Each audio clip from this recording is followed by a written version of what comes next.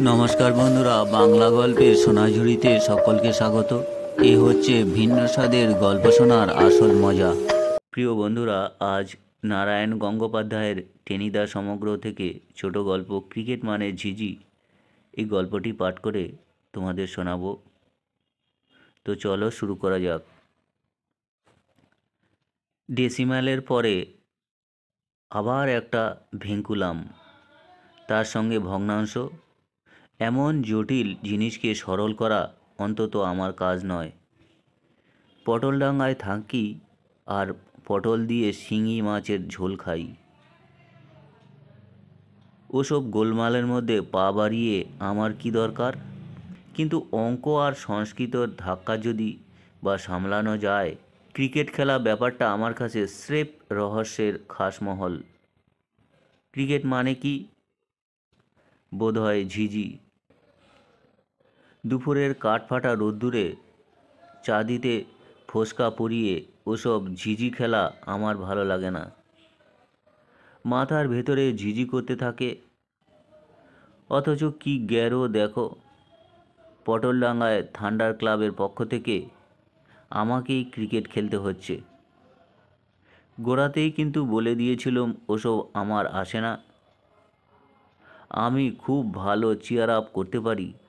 দু এক glass lemon স্কোয়াশও নয় খাবো ওদের সঙ্গে। এমনকি লাঞ্চ খেতে ডাকলেও আপত্তি করব না। কিন্তু ওসব খেলা টেলার ভেতরে আমি নেই।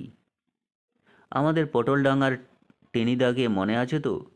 সেই খাড়ার মতো উঁচু নাক আর রণডম্বুরের মতো গলা, যার চরিত কথা তোমাদের অনেকবার শুনিয়েছি। সেই টেনিদা হঠাৎ গ্যাগ গ্যাগ করে তার আধ মাইল লম্বা হাতখানা আমার কানের দিকে বাড়িয়ে দিল। খেলবি না মানে? খেলতেই হবে তোকে। বল করবি, ব্যাট করবি, ফিল্ডিং করবি, ধাই করে আছাড় খাবি, মানে যা যা দরকার সবই করবি। সই না করিস, তোর ওই গাধার মতো লম্বা লম্বা কান দুটো একেবারে গোড়া থেকে উপড়ে নেব। এই পাকা কথা বলে দিলুম।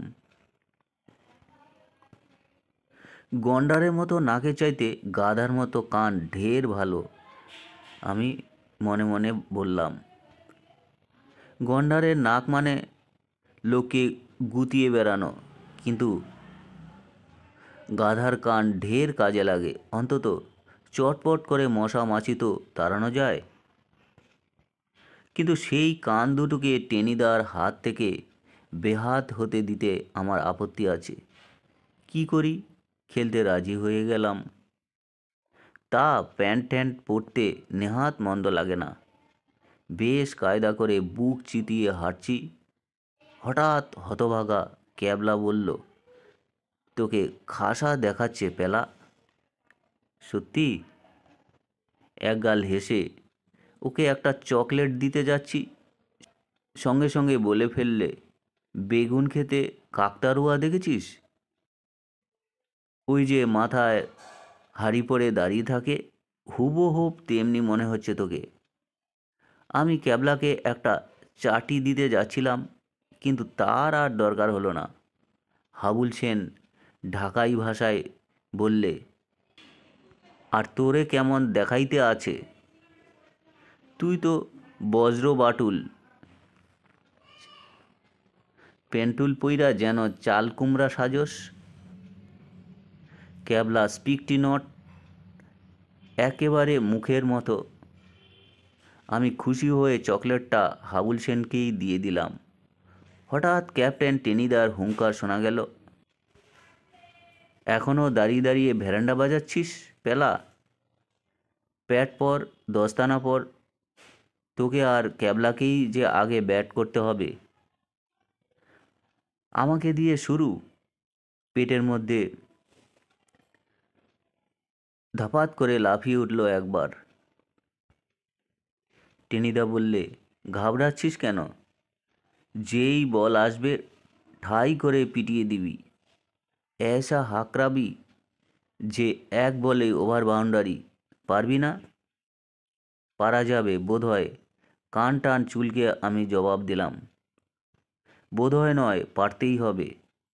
তাড়াতাড়ি যদি আউট হয়ে যাস, তোকে আর আমি আস্ত রাখবো না, মনে থাকবে? এর মধ্যেই হাবুল সেন আমায় আবার প্যাড পরিয়ে দিয়েছে। সেইটে পরে হাতে ব্যাট নিয়ে দেখি নাড়াচাড়া করাটাই বেশ শক্ত। কাতর স্বরে বললাম, হাঁটতে পারছি না যে, খেলবো কী করে? তুই হাঁটতে না পারলে আমার বয়েই গেল। টেনিদা বিচ্ছিরি রকম মুখ ভ্যাংচালো। বল মারতে পারলে আর রান নিতে পারলেই হলো। বা রে, হাঁটতেই যদি না পারি তবে রান নেব কেমন করে? মিথ্যে বকাসনি পেলা, মাথা গরম হয়ে যাচ্ছে আমার। হাঁটতে না পারলে দৌড়ানো যায় না? তাহলে মাথা না থাকলেও কি করে মাথা ব্যথা হয়? নাক না ডাকলেও লোকে ঘুমোয় কি করে? যা যা, বেশি চেঁচামেচি করিস নি, মাঠে নেমে পড়। একেবারে মোক্ষ যুক্তি। নামতেই হলো অগত্যা। খালি মনে মনে ভাবছি প্যাড ফ্যাট শুদ্ধ পড়ে না যাই। ব্যাটটাকে মনে হচ্ছে ভীমের গদার মতো ভারী। আগে থেকেই তো কবজি টনটন করছে। আমি ওটাকে হাঁকড়াবো না, ওটাই আমায় হাঁকড়ে দেবে। সেইটেই ঠাহর করতে পারছি না। তাকিয়ে দেখি পিছনে আর দুপাশে খালি চোরবাগান, টাইগার ক্লাব, ওদের সঙ্গেই ম্যাচ কিনা। কিন্তু এ আবার কীরকম ঝিঝি খেলা? ফুটবলে তো দেখেছি সামনে সামনে লড়াই। এ ওর পায়ে ল্যাং মারছে, সে তার মাথায় ঢু মারছে, আর বল সিধে এসপার ওসপার করার জন্য দুই গোলকিপার দাঁড়িয়ে আছে ঘুঘুর মতো। এ পক্ষের একটা চিত হলে প্রায় সঙ্গে সঙ্গে ও পক্ষের আরেকটা কাত। সে একরকম মন্দ নয়, কিন্তু এ কি কাপুরুষতা! আমাদের দুজনকে কায়দা করার জন্য ওরা 11 জন, সেই সঙ্গে আবার দুটো অ্যাম্পায়ার। তাদের পেটে পেটে যে কি মতলব তাই বা কে জানে। অ্যাম্পায়ারদের গোল গোল চোখ দেখে আমার তো প্রায় ভ্যাম্পায়ার বলে সন্দেহ হয়। তারপরে লোকগুলো দাঁড়িয়ে থাকার ধরন দেখো একবার, কেমন নাড়ুগোপালের মতো নুলু বাড়িয়ে উবু হয়ে আছে, যেন হুরিলুটের বাতাসা ধরবে। সব দেখে শুনে আমার রীতিমতো বিচ্ছিরি লাগলো। এই রে, বল ছড়ে যে, ব্যাট নিয়ে হাঁকড়াতে যাব, প্যাড ট্যাড নিয়ে উল্টে পড়ি আর কি। বলটা কানের কাছ দিয়ে বেরিয়ে গেল দমদম বুলেটের মতো। একটু হলেই কানটা উড়িয়ে দিত। একটা ফাড়া তো কাটলো, কিন্তু ও কি আবার ছড়ে যে। যা হোক, একটা কিছু এবার হয়ে যাবে। ব্যাটটাকে মাথার উপর তুলে হাঁকিয়ে দিলাম। বলে লাগলো না, স্রেফ পড়ল আমার হাঁটুর উপরে। নিজের ব্যাটাঘাতে বাপরে বলে বসে পড়তেই দেখি বলের চোটে স্ট্যাম্পগুলো উড়ে বেরিয়ে গেছে। আউট আউট, চারিদিকে বেদম চিৎকার। অ্যাম্পায়ার আবার মাথার উপর একটা হাত তুলে জগায় মাদায়ের মতো দাঁড়িয়ে। কি আউট হলো? ক্যাবলা বোধ হয়। আমি তখনই জানতাম আমাকে কাকতারুয়া বলে গাল দিয়েছে। আউট না হয়ে যায় কোথায়? হাঁটুর চোটটা সামলে নিয়ে ব্যাট দিয়ে স্ট্যাম্পগুলোকে সব ঠিক করতে যাচ্ছি, হঠাৎ হতচ্ছাড়া অ্যাম্পায়ার বলে বসলো, তুমি আউট, চলে যাও। আচ্ছা দেখো একবার, বয়ে গেছে আমার আউট হতে। বললাম, আমি আউট হব না। এখন আউট হবার কোনো দরকার আমি দেখছি না। আমি ঠিক বুঝলাম ওরা অ্যাম্পায়ার নয়, ভ্যাম্পায়ার। দরকার না থাকলে তুমি আউট হয়ে গেছো, স্ট্যাম্প পড়ে গেছে তোমার। পড়ে গেছে তো কি হয়েছে? আমি রেগে বললাম, আবার দাঁড় করিয়ে দিতে কতক্ষণ? ওসব চালাকি চলবে না স্যার, এখনও আমার ওভার বাউন্ডারি করা হয়নি। কেন জানি না চারিদিকে ভারী যাচ্ছে তাই একটা গণ্ডগোল শুরু হয়ে গেল। চোরবাগান ক্লাবের লোকগুলোই বা কেন এরকম দপাদপি করছে আমি কিছুই বুঝতে পারলুম না। তার মধ্যে আবার চালকুমড়ো ক্যাবলাটা ছুটে এলো ওদিক থেকে। চলে যা পেলা, তুই আউট হয়ে গেছিস। আমি এখন ওভার বাউন্ডারি করব। কানের কাছে সবাই মিলে যখন সামনে কিচিরমিচির করছে আমি কান দিতাম না, যদি না কাটাং করে আমার কানে টান পড়ত।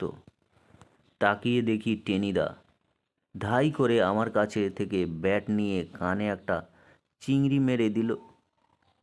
তিরিং করে লাফিয়ে উঠলাম আমি। যা উল্লুক, বেরো মাঠ থেকে, খুব ওস্তাদি হয়েছে, আর নয়। রাম ছাগলের মতো মুখ করে অগত্যা আমায় চলে যেতে হলো। মনে মনে বললাম, আমাকে আউট করা? আউট কাকে বলে সে আমি দেখিয়ে দেব। গিয়ে তো বসলাম, কিন্তু কি তাজ্জব কাণ্ড! আমাদের দেখিয়ে দেওয়ার আগেই চোরবাগান টাইগার ক্লাব আউট দেখিয়ে দিচ্ছে। কারুর স্ট্যাম্প উল্টে পড়ছে। পিছন থেকে লোকটা কাঙালি বিদায়ের মতো করে হাত বাড়িয়ে বসে আছে। সে আবার খুটুস করে স্ট্যাম্প লাগিয়ে দিচ্ছে। কেউ আবার মারবার আগেই সঙ্গে সঙ্গে লাফিয়ে উঠে বল লুপে নিচ্ছে। খালি আউট, আউট, আউট। এ আবার কি কাণ্ড রে বাবা! আমাদের পটলডাঙ্গা থান্ডার ক্লাব ব্যাট বগলে যাচ্ছে আর আসছে। এমনকি ডাক সাইটে টেনিদা তারও একটা বল রোগাপাটকা ছেলে হঠাৎ করে পাকড়ে নিল। হবেই তো, এদিকে মোটে 2 জন, ওইদিকে 11, সেই সঙ্গে আরও 2টো অ্যাম্পায়ার। কোনো ভদ্রলোক ঝিঝি খেলতে পারে কখনো? ওই চালকুমড়ো ক্যাবলাটাই টিকে রইল শেষ তক। 20 না 21 রান করল বোধহয়। 50 রান না পেরোতেই পটলডাঙ্গা থান্ডার ক্লাব বেমালুম সাফ। এইবার আমাদের পালা। ভারী খুশি হলো মনটা। আমরা 11 জন। এবারে তোমাদের নিয়ে পড়ব। অ্যাম্পায়ার 2টো দেখি ওদের দল ছেড়ে আমাদের সঙ্গে এসে ভিড়েছে। কিন্তু ওদের মতলব ভালো নয় বললেই আমার বোধ হলো। ক্যাপ্টেন টেনিদাকে বললাম, অ্যাম্পায়ার 2টোকে বাদ দিলে হয় না? ওরা নয় ওদের সঙ্গেই ব্যাট করুক। টেনিদা আমাকে রদ্দা মারতে এলো। বললে, বেশি উস্তাদি করিসনি পেলা, ওখানে দাঁড়া। একটা ক্যাচ ফেলিস কি ঘ্যাচ করে তোর কান কেটে দেব। ব্যাট তো খুব করেছিস, এবার যদি ঠিকমতো ফিল্ডিং করতে না পারিস তাহলে তোর অবস্থা হাল করে ছাড়ব। হাবুল সেন বল করতে গেল। প্রথম বলেই ওরে বাপরে, টাইগার ক্লাবের সেই রোগা ছোকরাটা কি একখানা হাঁকড়ালে। বো করে বলটা বেরিয়ে গেল, একদম বাউন্ডারি। ক্যাবলা প্রাণপণে ছুটেও রুখতে পারল না। পরের বলে আবার সেই হাঁকড়ানি। তাকিয়ে দেখি কামানের গুলির মতো বলটা আমার দিকে ছুটে আসছে। একটু দূরেই ছিল আমাদের পাঁচু গোপাল। চেঁচিয়ে বললে, পেলা, ক্যাচ, ক্যাচ। Catch, catch. দূরে দাঁড়িয়ে ওরকম সবাই ফ্যাস ফ্যাস করতে পারে। ওই বল ধরতে গিয়ে আমি বিপদে পড়ি আর কি। তার চাইতে বললেই হয়, পাঞ্জাব মেল ছুটেছে, পেলা লুফে নে। মাথা নিচু করে আমি চুপ করে বসে পড়লাম। আবার বল বাউন্ডারি পার। হই হই করে টেনিদা ছুটে এলো। ধরলি নে যে? ও ধরা যায় না। ধরা যায় না মানে? ইস, অমন চমৎকার ক্যাচটা এক্ষুনি আউট হয়ে যেত। সবাইকে আউট করে লাভ কি? তাহলে খেলবে কে? আমরা তো আউট হয়ে গেছি।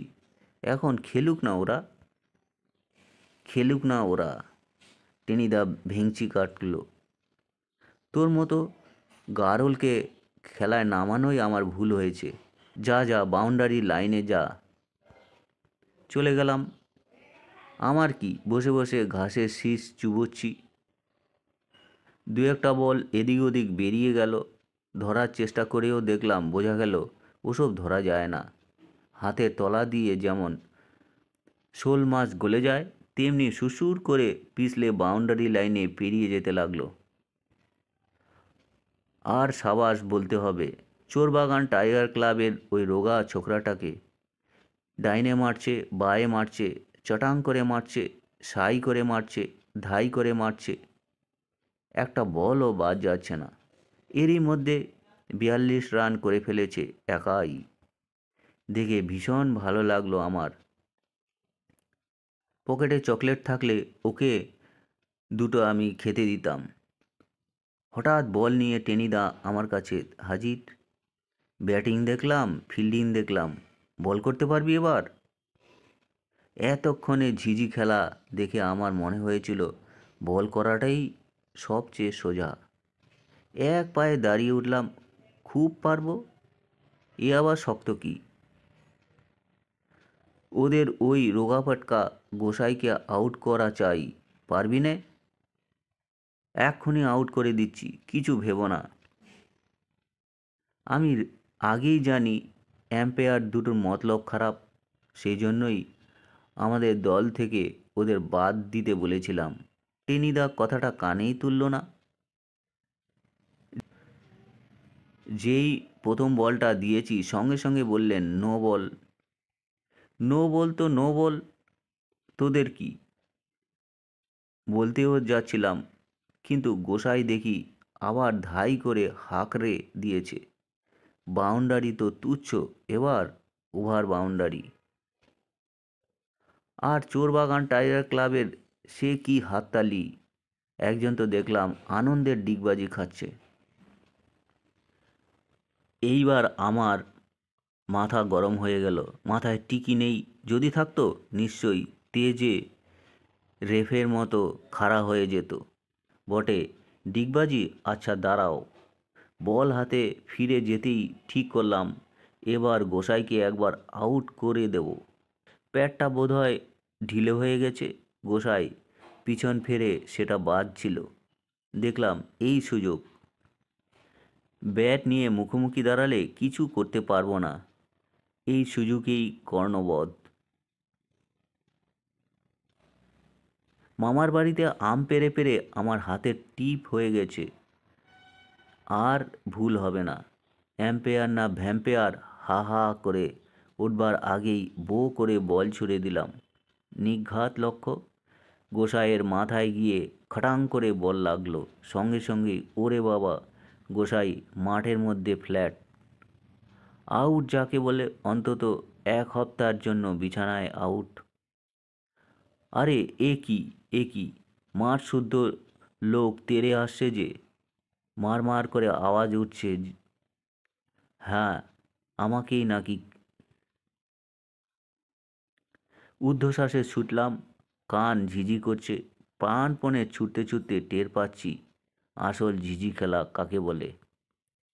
তো বন্ধুরা, এই ছিল আজকের গল্প। গল্পটি শুনে যদি তোমাদের ভালো লাগে, সঙ্গে থাকবে, চ্যানেলটি সাবস্ক্রাইব করবে। সকলে ভালো থাকবে, ধন্যবাদ।